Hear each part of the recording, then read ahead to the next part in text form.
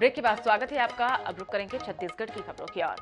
छत्तीसगढ़ में पार्टी की रणनीति को लेकर बीजेपी की केंद्रीय चुनाव समिति की बैठक में विचार विमर्श किया गया। सूत्रों के मुताबिक करीब 27 सीटों पर विस्तार से मंथन हुआ और सीटों पर 4 कैटेगरी में सीटों को बांटा गया। पार्टी ने ए, बी, सी और डी 4 कैटेगरी बनाई है। आज की बैठक में भी बी, सी, डी कैटेगरी को लेकर चर्चा हुई है।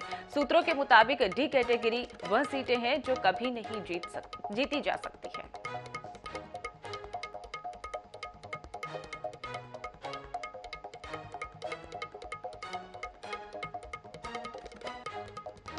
कांग्रेस प्रदेश प्रभारी कुमारी शैलजा ने बुधवार को बिलासपुर पहुंची और वहां पर लोकसभा की 8 विधानसभा सीटें बिलासपुर, कोटा और बेलतरा, मस्तूरी, बिल्हा और तखतपुर और मुंगेली और वहां पर लोरमी में जनप्रतिनिधियों से सीधे तौर पर मुखातिब होने लगी। और इसी दौरान मीडिया से बातचीत में कुमारी शैलजा ने दो टूक कहा कि चुनाव में जिससे भी कैंडिडेट बनाया जाएगा सभी दावेदारों को मिलाकर रिपोर्ट पेश करेंगे और वही चुनाव लड़ने वाले सभी दावेदार 17 से 20 तारीख तक ब्लॉक में आवेदन जमा करें और इसी तरह तीनों चरणों में उम्मीदवार का निर्णय लिया जाएगा और इसी पर उनके द्वारा प्रदेश चुनाव समिति दावेदार का मूल्यांकन भी किया जाएगा और इसके बाद स्क्रीनिंग कमेटी तक आवेदन फॉरवर्ड कर दिए जाएंगे और फिर इस पर अखिल भारतीय चुनाव समिति निर्णय लेगी।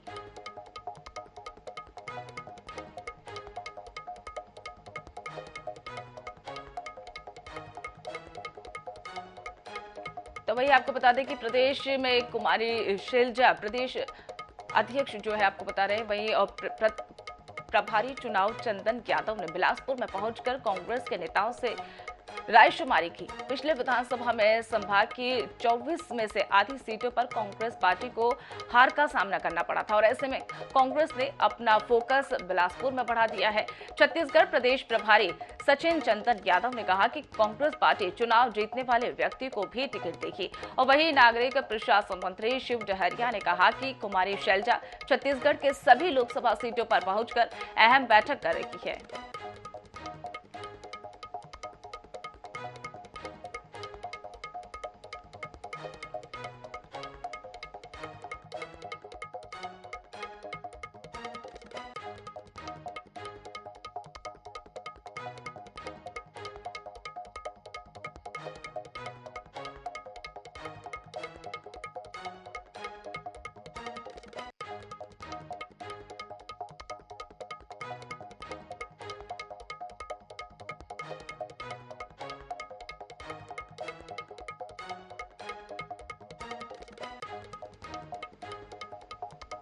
विधानसभा सीटों पर सिलसिलेवार वहाँ के जनप्रतिनिधि हमारे संगठन के महत्वपूर्ण लोगों से 1-to-1 मीटिंग है। उसमें फीडबैक लेना है, तमाम चुनाव को लेकर के क्या तैयारी है, संगठन को लेकर क्या है, यहाँ के इश्यूज़ क्या है।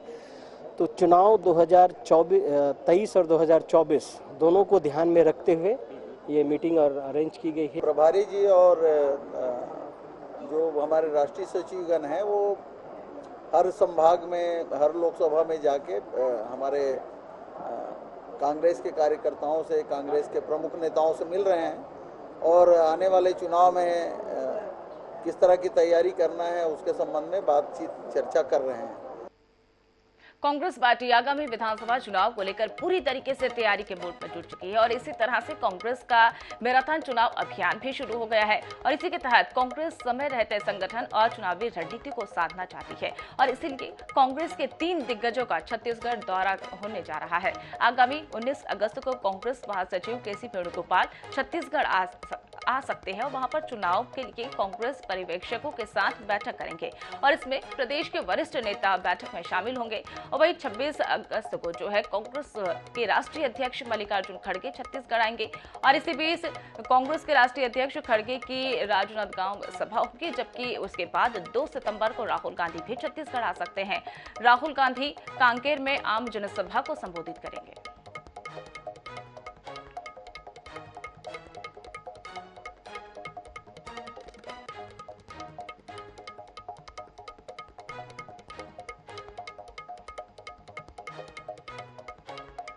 तो आपको बता दें कि अब विधानसभा चुनाव को देखते हुए कांग्रेस जो है एक्टिव मोड में नजर आ रही है और इसी बीच कांग्रेस के 3 दिग्गज जो है छत्तीसगढ़ दौरे पर रह सकते हैं। केशव वेणुगोपाल, कांग्रेस के राष्ट्रीय अध्यक्ष मल्लिकार्जुन खड़गे और उनके साथ कांग्रेस नेता राहुल गांधी छत्तीसगढ़ दौरे पर रहेंगे और अलग अलग क्षेत्रों में जाकर, जैसे कि बात करें, राहुल गांधी कांकेर में जनसभा को संबोधित करेंगे और इसी दौरान कांग्रेस के राष्ट्रीय अध्यक्ष भी कुछ एरिया में जाकर वहां पर मंथन किया जाएगा। बैठक का दौर अब शुरू होगा और इसी बीच कांग्रेस के नेताओं और कार्यकर्ताओं में जोश भरने का काम जो है केंद्रीय नेतृत्व अब करने वाला है। तो ये बड़ी जानकारी हम आपको बता रहे हैं। विधानसभा चुनाव को देखते हुए कांग्रेस एक्टिव मोड में नजर आ रही है।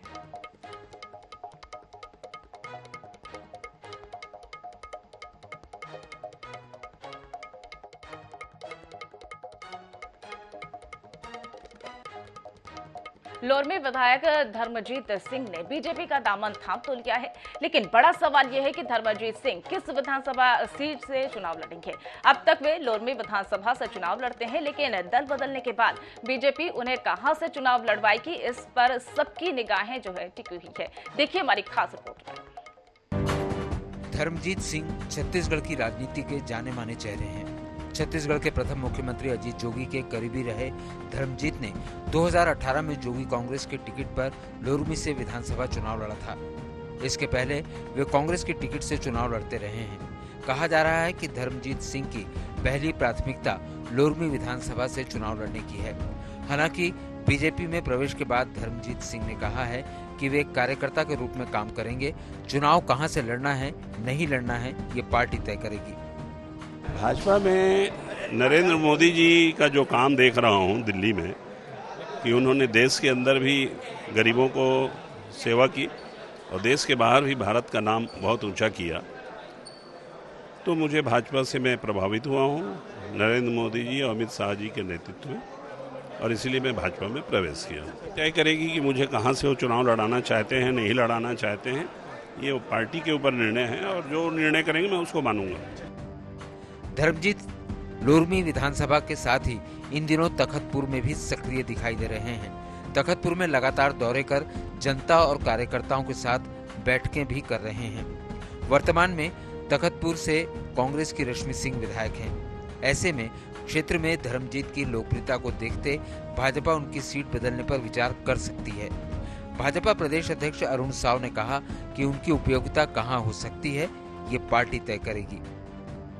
भारतीय जनता पार्टी तय करेगी कि उनका क्या उपयोग करना है, कहाँ उनकी उपयोगिता हो सकती है, किस काम में मुझे लगाना है। जैसे अन्य कार्यकर्ताओं के लिए पार्टी तय करती है, वैसे पार्टी तय करेगी। लोरमी विधायक धर्मजीत सिंह वरिष्ठ विधायक और अनुभवी नेता हैं। छत्तीसगढ़ विधानसभा से दो बार सर्वश्रेष्ठ विधायक का पुरस्कार भी उन्हें मिला है।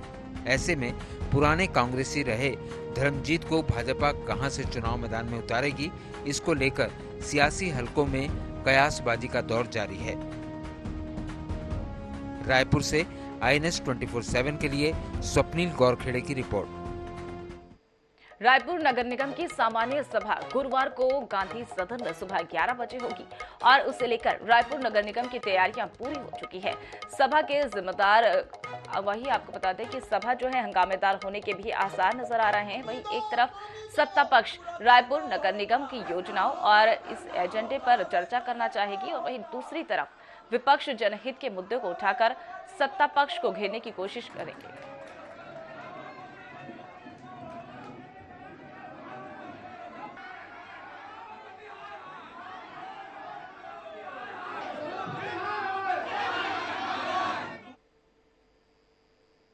इस तरह का व्यवहार इससे पहले कभी नहीं हुआ और इस को देखते हुए माननीय सभापति का विशेष अधिकार है, उन्होंने स्थगित कर दिया और कल 17 तारीख का टाइम दिया है वापस से उसको। तो ये सब इनका बहाना है, क्योंकि अगर इनको वाकई चर्चा करना है तो आप चर्चा करिए ना। आप इस प्रकार के अव्यवहार करना, सदन में चढ़ जाना, मटकी फोड़ देना, ये एक अच्छी परंपरा है। हम लोग पूरी हमारी मंशा लेकर के गए थे कि हम जनता की बातों को वहाँ रखेंगे, पानी की समस्या को लेकर के रखेंगे। जो अभी जितनी भी समस्या है, पानी जल भराव की व्यवस्था जो समस्या उसको लेकर के बात करने हम लोग गए थे। और मटका फोड़ने की बात यदि वो करते तो अब कार्यक्रम स्थगित हो गया, उसके बाद में जाकर के गुस्से में हमारे कार्यकर्ताओं ने उसमें मटका फोड़ा है। ये गलत बात है कि कार्यक्रम चलते में मटका फोड़ा गया। जब स्थगित होने की घोषणा हुई तब हुआ है कि सामान्य सभा जो 11 तारीख को होनी थी वह किसी कारणवश उस दिन स्थगित हो गई थी, लेकिन यह अब जो सामान्य सभा है वह 17 तारीख को फिर से होगा। और इसमें रायपुर नगर निगम के जो तमाम जो विपक्षी पार्षदगण हैं वह मुद्दे को जोरों शोरों से उठाने कांवड़ लेकर पहुंचे हुए थे रायपुर नगर निगम में जब सामान्य सभा 11 तारीख को होनी थी। लेकिन स्थगन के बाद उन्होंने हंगामा किया और यह कहा कि सभा में उन्होंने यह कहा कि कांग्रेस के कार्यक्रम में जाना था, इस वजह से महापौर एजाज ढेबर समेत जितने कांग्रेसी पार्षदगणों ने बहुमत से इस सामान्य सभा को 10 मिनट के अंदर ही स्थगित कर दिया गया था। फिलहाल 17 तारीख को फिर से सामान्य सभा होनी है, जिसे लेकर तैयारी जोरों पर है। एक और रायपुर नगर निगम का यह कहना है कि जो तमाम एजेंडे और शहरी विकास के कामों की चर्चा उस सामान्य सभा में की जाएगी। वहीं दूसरी ओर विपक्षियों का यह कहना है कि शहर के जितने तमाम मुद्दे हैं जो जनहित से जुड़े हुए हैं या जन सरोकार के जो मुद्दे हैं उन्हें विपक्ष के लोग जोरों शोरों से उठाएंगे। देखने वाली बात होगी कि इस सामान्य सभा यह जो सामान्य सभा है कितना हंगामेदार होता है। कैमरामैन रिजवान कुरैशी के साथ मोनिका दुबे, INS 24x7 रायपुर। रायपुर के डोंडा में सिंधी कैंसिल ऑफ इंडिया की जिंदगी नहीं बदलेगी मिलेगी दोबारा कार्यक्रम का आयोजन वहां पर किया गया। KPS में आयोजित इस कार्यक्रम में हरिभूमि INS 24x7 के प्रधान संपादक डॉक्टर हिमांशु द्विवेदी मुख्य अतिथि के तौर पर वहां पर शामिल हुए। कार्यक्रम को संबोधित करते हुए डॉक्टर हिमांशु द्विवेदी ने कहा कि अगर ये आयोजन आने वाली पीढ़ी को तैयार करने का आयोजन है, आज से यह कार्यशाला 3 विषयों पर आयोजित की जाएगी। सबसे प्रमुख जो है ट्रैफिक है और उसके बाद यह दुखद है कि विश्व में सबसे ज्यादा मौतें ट्रैफिक दुर्घटना में भारत में होती है। डॉक्टर हिमांशु द्विवेदी ने कहा कि हमें गाड़ी की रफ्तार तेज नहीं करनी चाहिए बल्कि जीवन की रफ्तार को तेज करना चाहिए। आपको बता दें कि स्कूली छात्र छात्राओं को नशे से दूर रखकर ट्रैफिक नियमों के प्रति जागरूकता करने और स्वच्छता की जानकारी देने के लिए इस कार्यशाला का आयोजन किया गया।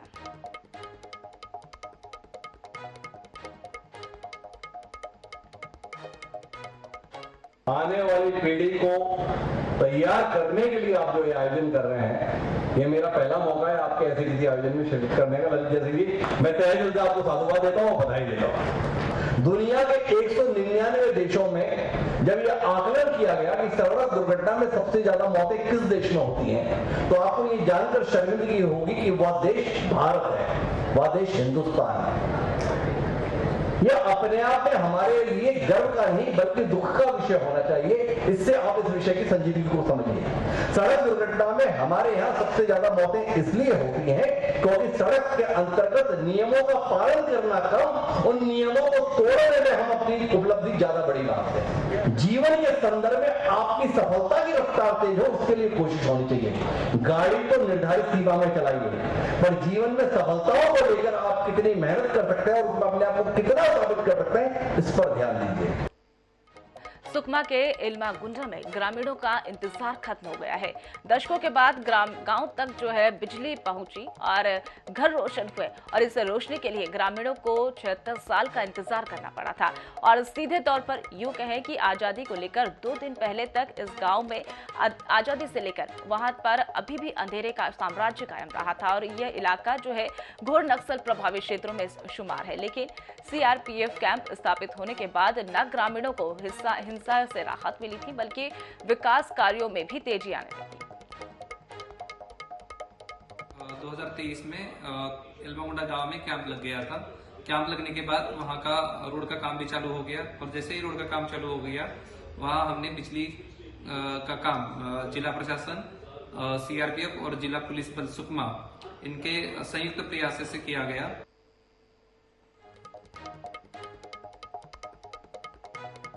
भिलाई के मैत्री बाग में रोमांचित करने वाला नजारा जो है वो सामने आया। दरअसल पिछले दिनों सफेद बाघ के कुनबे में बढ़ोतरी हो गई है जब बाघीन रक्षा के लिए 3 शावकों को जन्म दिया। आजादी के वर्षगांठ के मौके पर पहली बार इन शावकों को लोगों के सामने रखा गया और वही शावक ने मां रक्षा के साथ अटखेलियां करते हुए वहां पर वाक्य देखा गया और जिससे लोग जो है मनमोहक होते हुए नजर आए।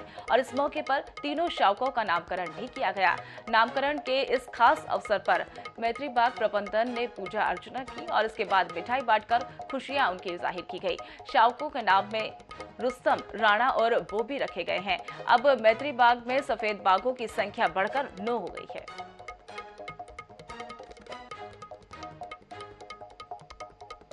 बाग में विशेष दिन आज लगभग हम 3.5 महीने के जो नन्हे शावक हैं वहाँ रक्षा के साथ आज तीनों बच्चों को छोड़ा गया है और काफ़ी कौतूहल का विषय है। लोगों ने काफ़ी नाम सजेस्ट किया था, 250 से 300 नाम आए थे। लोगों को मालूम था कि आज के दिन में बच्चों को छोड़ा जाएगा आम पर्यटक के लिए, तो बच्चों का नामकरण किया गया है जिसमें बच्चों का नाम रुस्तम और राणा और बाबी रखा गया है। वहाँ और बच्चे दोनों स्वस्थ हैं। माँ का नाम की रक्षा है, 15 अगस्त में जन्म हुआ था, उसी खुशी में माँ के साथ आज 15 अगस्त को बच्चों को छोड़ा गया है। छत्तीसगढ़ सरकार अगले महीने से बिजली की दरों में फिर से बढ़ोतरी करने जा रही है, जिसे लेकर बुधवार को पूर्व मंत्री प्रेम प्रकाश पांडे ने प्रेस वार्ता को लेकर उनके द्वारा सरकार पर निशाना साधा गया। उन्होंने कहा कि सरकार ने पिछले 3 महीनों से बिजली की दरों में 15.25% बेतहाशा वृद्धि हो गई है, जबकि सीएम ने दावा किया था कि इस साल बिजली दरों में बढ़ोतरी नहीं होगी। लेकिन सीएम की घोषणा के 3 महीने के बाद बिजली दरें बढ़ा दी गई और जिससे जो आम जनता, किसान, व्यवसाय करने वाले सभी वर्गों पर इसका सीधा असर देखने को मिला। उन्होंने कहा कि स्टील सेंटर में 1 अगस्त से सब्सिडी देने के जो सब्सिडी है वो देना बंद कर दी और इसके बाद पूर्व मंत्री ने आगे कहा कि सीएम बार-बार बिजली उपभोक्ताओं से झूठ बोल रहे हैं। सरकार के झूठ और लूट के बाजार को जनता जानती है और ये जनता ये बाजार बंद करेगी। सभी वर्गों के बिजली पर 15% बढ़ोतरी के संबंध में ये सरकार जो पिछले अप्रैल महीने में इस बात का दावा की थी कि इस साल बिजली में कोई बढ़ोतरी नहीं कर रहा हूं, मुख्यमंत्री जी ने दावा किया था। मुख्यमंत्री जी का दावा 3 महीने में ही अपने आप समाप्त हो गया। इंडिया गठबंधन को लेकर केंद्रीय खेल मंत्री अनुराग ठाकुर के बयान पर छत्तीसगढ़ के मुख्यमंत्री भूपेश बघेल ने पलटवार किया। उन्होंने कहा कि जब से गठबंधन बना है बीजेपी नेता बेचैन हो रहे हैं। उन्होंने केंद्रीय गृह मंत्री अमित शाह के दौरे पर भी तंज कसा। उन्होंने कहा कि वह सहकारिता के हिसाब से आएंगे और वह आते रहते हैं और आ रहे हैं तो शासकीय कार्यक्रम भी होगा।